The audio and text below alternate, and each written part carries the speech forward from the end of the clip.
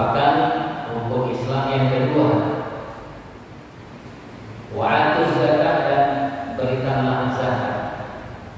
Zakat ini merupakan rukun Islam yang ketiga atau yang keempat. Yang ketiga dan yang keempat. Ini kita laksanakan sejak Muharram, kemudian di bulan puasa ditambah Ramadan dan zakat. Tersisa kemudian amalan haji. Nah, inilah kita akan menunggu amalan haji yang diwakili oleh saudara-saudara kita yang mampu melaksanakannya.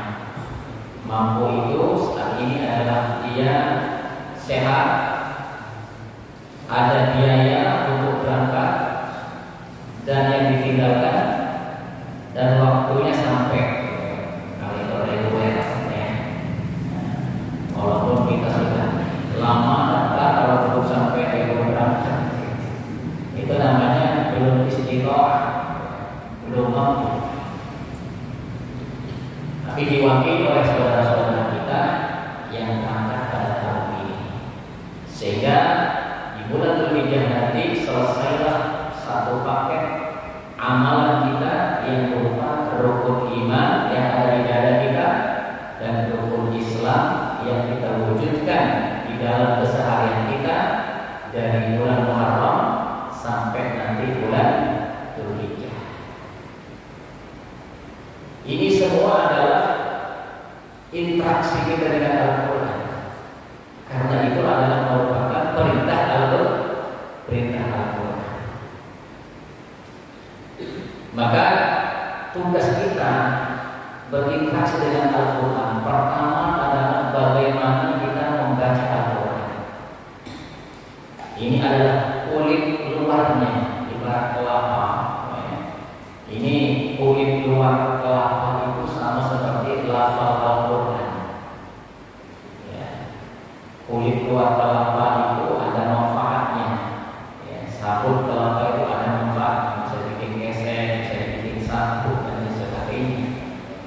Begitu juga membacanya itu adalah bagian kulit luar Al-Quran yang apabila kita baca sangat besar manfaat dan keutamaannya di dalam kehidupan kita di dunia, lebih-lebih kehidupan kita di akhirat. Jadi ada perintah membaca Al-Quran yang harus menjadi amalan harian kita. Iqra'ul Quran fa innahu ya'ti yaumal qiyamati syafi'an li ashabi. Bacalah Al-Quran, karena Al-Quran itu nanti akan datang pada hari kiamat syafi'an, akan memberikan syafaat li ashabihi, bagi pembacanya. Maka tradisi kita umat Islam sejak kecil sudah biasa di masjid, di mushola, di langgar, di surau. Itu adalah merupakan amalan tradisi sejak zaman sahabat sampai di zaman kita yang harus kita laksanakan sampai kita diambil oleh Allah Subhanahu wa Ta'ala. Kadang kita sudah belajar Al-Quran dari kecil, begitu sudah sibuk nggak sempat baca. Padahal baca sudah pintar, ya. Tapi dalam setahun kadang satu khatam pun tidak. Ramadan pun kadang lepas. Padahal kita amalkan dari Imam Al-Ghazali, Quran itu haknya minimal 2 kali dihatamkan dalam setahun. Kalau tidak, maka Al-Quran itu nanti akan menuntut pada hari kiamat. Ya minimal di luar Ramadan 1 juz, di bulan Ramadan 1 Quran, 1 khatam 30 juz, di bulan Ramadan 30 juz minimal. Jadi 2 kali khatam lepas dari tuntutan Al-Quran nanti. Tapi kalau kita ingin mendapatkan keutamaan yang besar, bisa kita bikin sebulan sekali kita khatam, bisa setahun 12 kali. Insyaallah ya. Berat kira-kira kira-kira? Kalau berat berarti kita terlalu mencintai dunia dan melupakan akhirat. Seandainya akhirat ini tergambar di dalam pikiran kita, maka tidak ada yang bisa mampu menyelamatkan manusia di hari kiamat nanti kecuali Al-Quran. Betul tak? Al-Quran ini kalau kita baca ibarat makanan yang paling enak, minuman yang paling lezat dan manis. Ya. Duit itu manis nggak? Duit manis nggak? Padahal itu nggak ada rasanya, tapi maksudnya manis itu terasa nikmat pegang duit itu. Kenapa? Karena kita tahu manfaat duit itu apa. Bisa membelikan sesuatu yang kita inginkan. Maka duit itu terasa nikmat. Bekerja untuk mendapatkan duit pun kita merasa enjoy. Justru kalau nganggur kita malah pusing ya. Kenapa? Karena tidak pegang duit. Jadi duit itu terasa manis. Semakin banyak semakin manis rasanya. Kenapa? Karena manfaatnya di dunia ini besar. Bagaimana manfaat Al-Quran? Di dunia akan bikin tenang pada jiwa. Bapak-bapak biasakan satu juz saja sekali dan rasakan jiwa bapak. Ketenangan yang ada itu dirasakan. Kenapa? Karena dia akan membuka hati kita dengan penuh ketenangan. Itu yang di dunia. Sedangkan di akhirat, subhanallah, di akhirat Al-Quran ini akan berwujud menjadi makhluk yang sangat indah dan akan menemani kita sejak di alam kubur. Sejak di alam kubur dia menemani kita. Ya, kalau laki-laki bisa seorang pemuda yang sangat tampan yang selalu melayani kita, kalau perempuan yang mungkin wanita yang cantik yang menemani kita, dan banyak lagi wujud-wujud keistimewaan Al-Quran yang akan dimunculkan nanti di akhirat sejak alam kubur. Inilah yang dimaksud dengan Iqra'ul Quran fa innahu ya'ti yaumil qiyamati syafi'an li ashabi. Kalau itu kita renungkan bahwa itu akan menyelamatkan kita di akhirat sejak di kubur, kira-kira Quran habis enggak dibaca? Sekali itu harus dipikirkan. Apalah gunanya uang banyak di dunia ini? Kita memiliki apa saja, waktunya cuma 60 tahun, 70 tahun habis. Sementara Al-Quran yang kita baca ini akan memberikan ketenangan di dunia sampai kita meninggal, kemudian di sana akan memberikan berbagai macam fasilitas yang mewah kepada kita. Bagaimana akan nangis baca Al-Quran? Sana ya, makanya inilah pentingnya kita membaca fadilah amal, keutamaan amal. Utamanya adalah Al-Quran. Maka kata Rasulullah SAW, la hasada illa isnatain. Tidak boleh iri kecuali kepada dua perkara saja. Tidak boleh kita iri, tapi boleh dua perkara kita iri. Iri kepada siapa saja tidak boleh, tapi boleh iri kepada dua orang saja. Pertama adalah rajulun atahullahu Quran. Seseorang yang oleh Allah diberikan rezeki bisa baca Quran. Wa huwa yaqumu bihi ana al-laili wa ana an-nahar. Dan dia baca itu Al-Quran siang dan malam. Minimal siang setengah juz, malam setengah juz. Jadi 1 juz. Itu sudah dihitung membaca siang dan malam.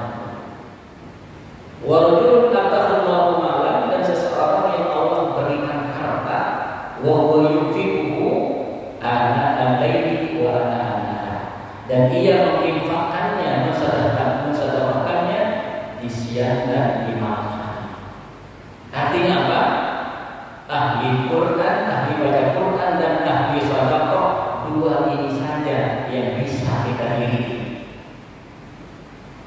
Boleh kita iri kepada orang ini. Kenapa? Karena kedudukannya tinggi dan tidak ada.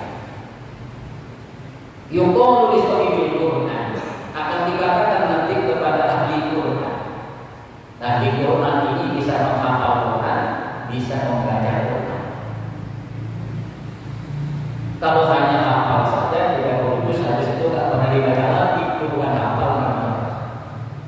Quran ada sudah 30 juz, tapi habis itu vakum, tidak pernah baca. Itu bukan hafal. Kita nggak hafal, tapi sehari 1 juz mungkin sampai kita meninggal. Itu termasuk orang disebut dengan shahihul Quran. Kedengaran kan? Kalau saya sendiri akan dengar ada orang ngomong di sini. Yang agak ramah ngomong ini Pak. Kalau saya ramah ngomong sampai nggak kira-kira? Subhanallah. Maka dua ini Bapak Ibu sekalian boleh kita ingin kepadanya. Nanti ketika masuk surga, orang ahli Quran ini disuruh baca lagi Quran. Jadi amalan yang belum terputus itu baca Quran bagi ahli Quran. Kenapa? Di dunia manis baca Quran, di sana lebih manis lagi.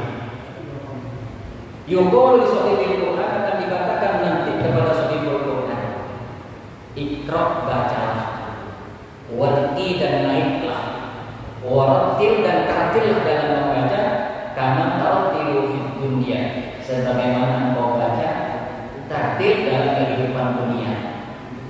Fa inna manzilataka inda akhir ayatin taqra'uha, karena tempatmu di surga ini ada pada ayat terakhir yang kamu baca. Pengen nggak? Ini nggak kira-kira? Orang ahli Quran nanti oleh Allah diminta baca di sana. Iqra, baca, warqi dan naiklah. Bismillahirrahmanirrahim, naik 1 derajat. Alhamdulillahirabbil alamin, naik 1 derajat. Ar-Rahmanir-Rahim, naik 1 derajat. 1 derajat itu antara langit dan bumi ini. Sampai minal jinnati wan nas dibaca sampai hafal. Fa inna manzilaka, karena tempatmu di surga ini inda akhir ayatin taqra'uha, ada pada akhir ayat yang kamu baca. Begitu minal jinnati wan nas, dia sudah ada di surga yang paling tinggi. Maka kata Aisyah radhiyallahu anha yang diriwayatkan hadis ini, tidak ada yang lebih mulia daripada shahihul Quran. Tidak ada yang lebih tinggi derajatnya nanti di surga kecuali shahihul Quran, penghafalnya atau pembacanya. Kira-kira ini kan? Subhanallah.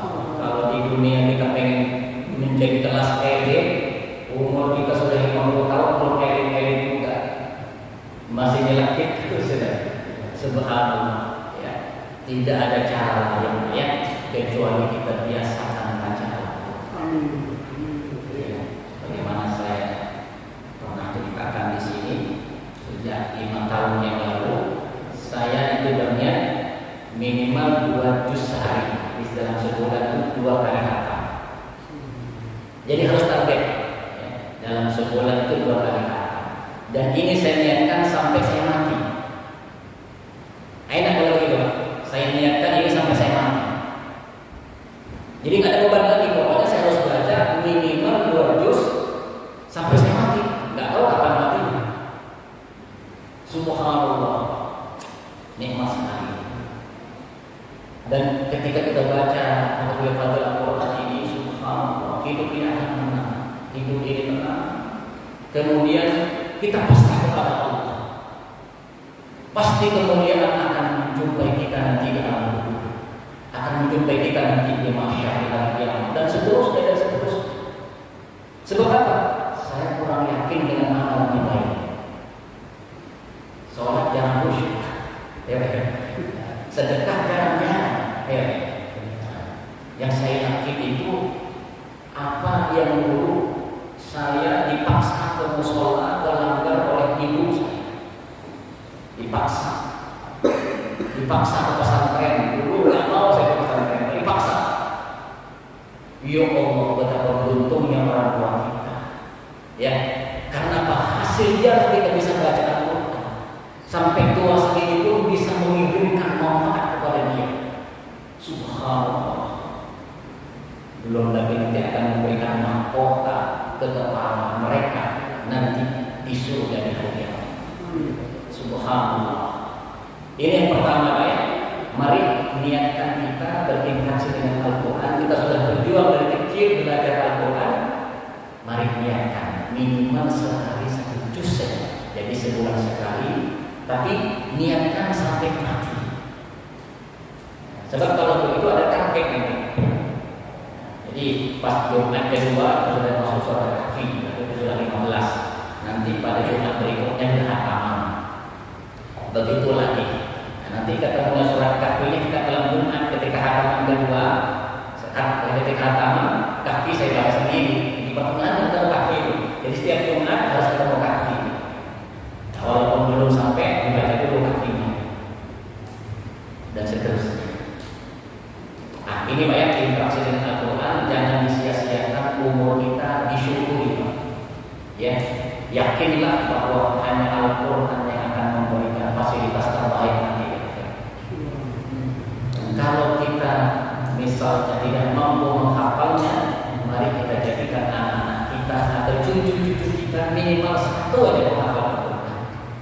Ya, minimal 1 saja. Kenapa?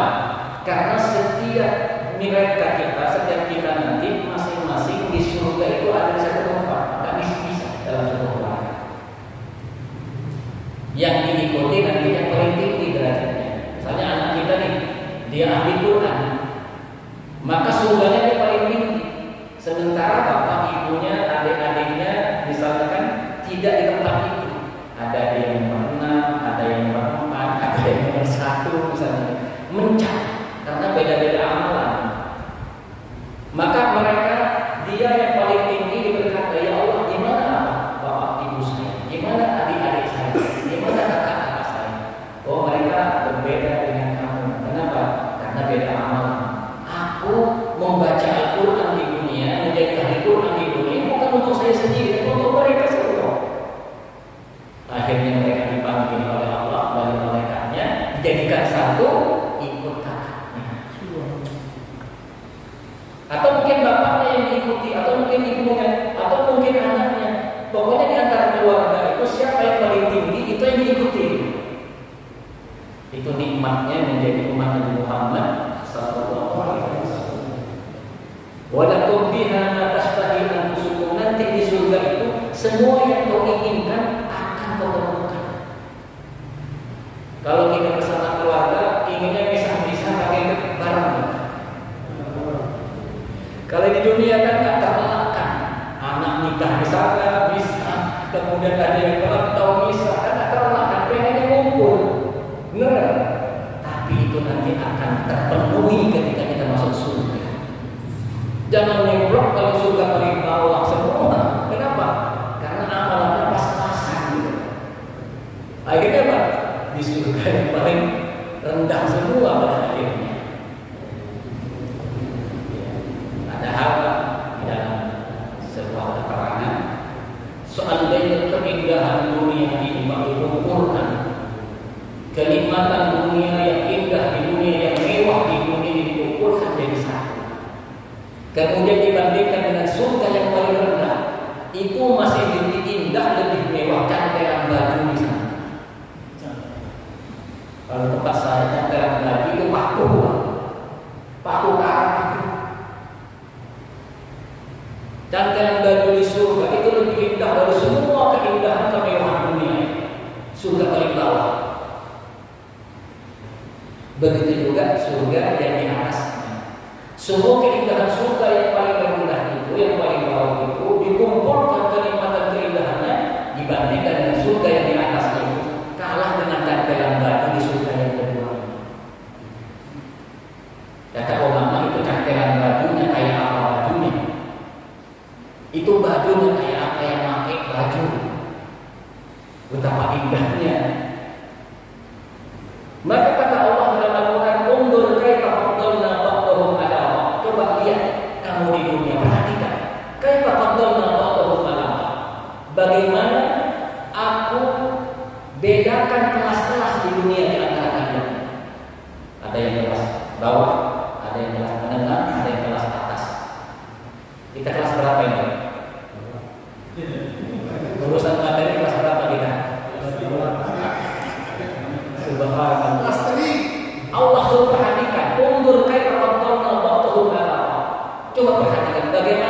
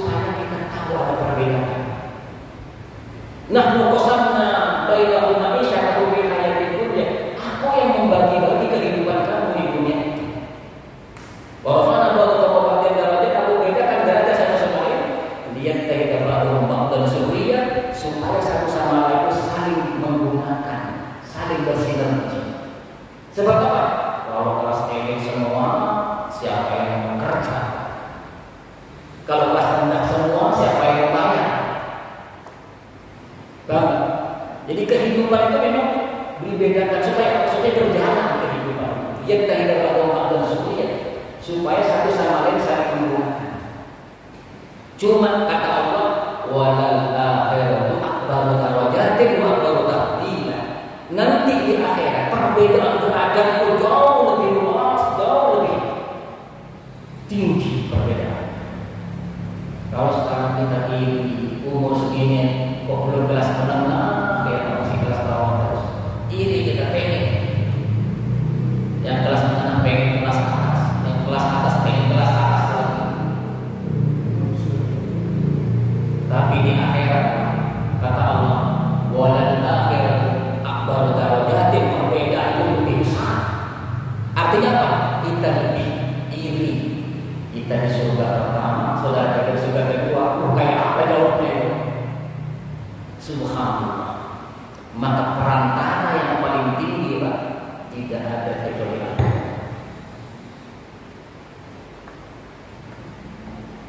Maka akan doa, jadikan Al-Quran Robi Aqolbi, jadikan Al-Quran itu adalah kecintaan hatiku ya Allah. Wa nur sudri, dan cahaya dadaku ya Allah.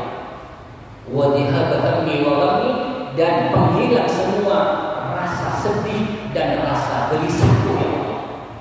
Wa wasilati ilaika, dan wasilahku untuk bertemu kamu, wa jannatul firdaus, dan wasilahku untuk mencapai surga firdaus. Itu doa yang diajarkan Rasulullah. Subhanallah. Ini Al-Quran. Jadi pertama, mari amal harian kita pada Ramadan ini kekalkan Al-Quran kita minimal sehari berapa juz ya? 1 juz. 1 juz berapa lembar? 10 lembar. Kalau Timur Tengah gampang. Kalau Timur Tengah namanya 10 lembar. Sholat sehari berapa kali? 5. Per sholat cuma 2 lembar saja. Subuh 2 lembar, zuhur 2 lembar, asar 2 lembar, maghrib 2 lembar, isya 2 lembar. 2 lembar itu berapa menit, Pak? Enggak sampai 5 menit.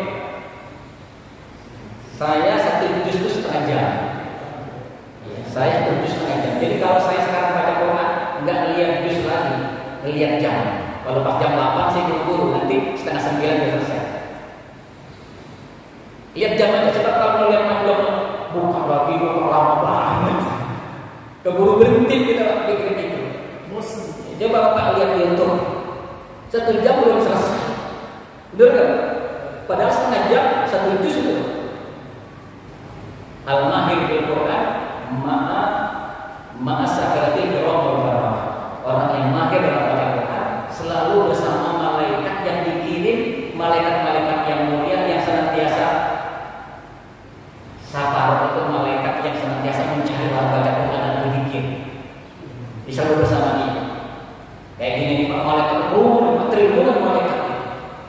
Kenapa? Karena saling kontak. Begitu ada taklim, ada anak baca Quran, ada ahli zikir, langsung telepon satu sama lain, datang semua, kumpul semua. Subhanallah. Berat kan? 2 lembar setiap waktu, 5 waktu, setiap waktunya 2 lembar saja. Kalau mau 2 juz ya 4 lembar. 4 lembar. Tapi kalau saya tidak melakukan seperti itu, saya sekali duduk 1 juz, sekali duduk 1 juz.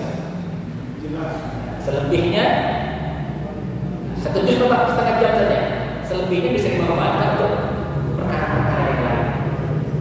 Itu bisa dicoba, ya, bisa dicoba. Sebab kalau tidak seperti itu, nanti disingkirkan tuh Al-Quran. Sibuk dengan yang lain, sibuk dengan HP, hilang Al-Quran. Gitu. Makanya jadikan Al-Quran sebagaimana ini saya lihat untuk sebagai semacam inspirasi. Saya membaca itu 2 juz minimal, dan saya niatkan sampai saya meninggal dunia. Ingat banyak namanya istiqomah itu, misalnya 2 juz. Yang disebut istiqomah itu apa? Ketika futur, ketika kita ini nggak berdaya, kan orang itu ada naik, ada futur. Jadi ketika futur jangan sampai turun. Ketika semangat baru nambah, itu istiqomah namanya. Jangan sampai kalau kita futur ditinggal. Ketika futur pertahankan 2 itu. Ketika kita lagi kuat imannya tambah. Itu namanya istiqomah. Paham ya? Itu yang pertama. Yang kedua bagi pelaksanaan Al-Quran itu adalah niat munajat. Niat apa? Munajat. Kalau Bapak bisa paham makna Al-Quran, Rasulullah mengajarkan ketika berkaitan dengan surga, mohon kepada Allah, ya Allah, masukkan hamba bagian dari orang ahli surga. Ketika masuk ayat-ayat tentang neraka, minta perlindungan kepada Allah, ya Allah, jauhkan hamba dari. Ketika bercerita tentang musuh-musuh seperti Fir'aun, ya Allah, jauhkan hamba dari golongan mereka nanti di akhir. Ketika para nabi, para rasul, ya Allah kumpulkan, itu munajat terus berarti. Selalu ada doa ya. Nah, kalau kita nggak tahu maknanya, ya kira-kira saja sudah setiap baca ya, sambil selamatkan gitu aja di hati. Jadikan Al-Quran ini penyelamat saya nanti, jadikan Al-Quran ini penyelamat saya nanti dan keluarga saya. Begitu aja di hati. Jadi sambil munajat itu merasa selalu butuh pertolongan Allah dengan Al-Quran. Jadi khusyuk bacanya. Itu yang kedua. Yang ketiga itu adalah niat tadabbur, niat mencari ilmu, tadabbur Quran. Kalau Bapak bisa langsung, tapi kalau tidak baca terjemahannya, tadabbur namanya, tadabbur Quran. Ya. Kemudian yang keempat niat syifa, menjadi obat dari penyakit hati kita. Ada dengki, ada ini segala macam. Ingat Pak, nanti orang bisa selamat di surga, bisa selamat di akhirat itu orang yang selamat hatinya. Yauma la yanfa'u malun wala banun, akhirat nanti itu hari di mana harta dan anak-anak tidak berguna lagi illa man atallaha biqalbin salim, kecuali orang yang datang ke hadapan Allah dengan hati yang selamat. Hati yang selamat itu tidak punya rasa dendam, tidak punya rasa benci, tidak punya rasa iri, tidak prasangka buruk kepada orang, gitu. Itu belajar kita hilangkan. Walaupun itu datang dengan sendirinya, kita belajar untuk menghilangkan itu. Sebab apa? Sebab nanti di akhirat yang diterima oleh Allah orang yang selamat hatinya. Boleh jadi dengan Allah kita sudah khusyuk, dengan sama manusia kita masih saling mendengki, saling terhambat kita akhiratnya. Kenapa? Karena Allah sayang kepada hamba-hambanya. Paham ya? Oleh karenanya, jadikan Al-Quran itu sebagai pemicu kita untuk menjadi selamat hati. Syifa fisyurul, syifa linnas. Dan yang terakhir adalah Al-Quran diamalkan dalam kehidupan kita. Di antaranya apa? Sholat 5 waktu dijaga. Kemudian puasa Ramadannya dijaga, zakat sedekahnya dijaga. Kemudian kalau mampu haji, kemudian perintah-perintah yang lain dan larangan-larangannya semuanya itu diperhatikan. Perintahnya kita kerjakan, larangannya kita jauhi. Itulah yang disebut dengan kita mengamalkan Al-Quran. Pada hakikatnya kita sudah mengamalkan. Nah, tinggal kemudian yang tadi itu mulai dari baca, kemudian memahami, terakhir mengamalkan, jadikan amalan kita pasca Ramadan sampai nanti kita mau Ramadan lagi, sampai kita bertemu dengan Allah Subhanahu wa Ta'ala. Sudah ada manfaatnya dan dapat keimanan kepada Allah kita kepada Allah, dan Allah berikan kita pahala serta pengampunan dosa-dosa kita. Kembali kita di kolom majelis. Subhanallahumma wa bihamdika, asyhadu an la ilaha illa anta, astaghfiruka wa atubu ilaik.